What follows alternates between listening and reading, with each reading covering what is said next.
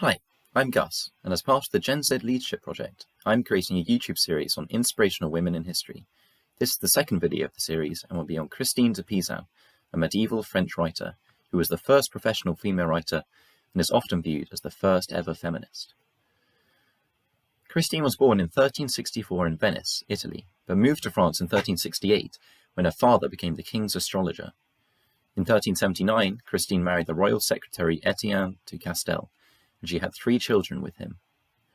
However, her father died in 1389, and her husband died a year later, and so she turned to writing to support herself and her family.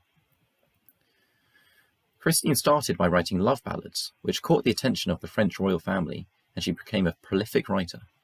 Love ballads were very popular at the time, and celebrated the concept of courtly love, in which a knight falls in love with a beautiful, mysterious woman who he must protect, but he must also be careful of these women, as they are often temptresses who will destroy a knight's virtue. Christine ballads attempted to remove these misogynistic elements, such as her ballad Alone Am I, in which the narrator laments the loss of her lover while asserting that she would not change her situation and does not want to be saved by a knight. The most popular book in Europe at the time was Romance of the Rose. This was a tale about how a knight must trick a woman into marrying him, depicting women as evil seducers. Christine wrote several books and letters challenging this book, declaring it as misogynistic, vulgar, and slanderous to women. In 1405, Christine published The Book of the City of Ladies. This is possibly the first feminist book ever written and was revolutionary. In this book, 3 women, Lady Reason, Lady Justice, and Lady Rectitude, help Christine build a city in which women are appreciated and defended.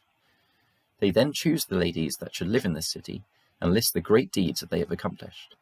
These ladies include Zenobia, Mary Magdalene, Dido, and Sappho, and they act as positive examples for women to follow.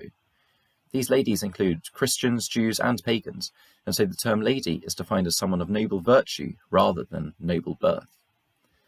Lady Reason explains that women are not evil and do not make men miserable, but actually have positive impacts on society. The reason the book was set in a city was because the memory technique of a mind palace, such as the one used by Sherlock in the BBC series, was well known, and so setting the story in a city with all the ladies in different houses would help readers remember the great deeds of these women. In the follow-up book, The Book of the 3 Virtues, Christine then gives a practical guide on how women can achieve virtue and be worthy residents of the City of Ladies.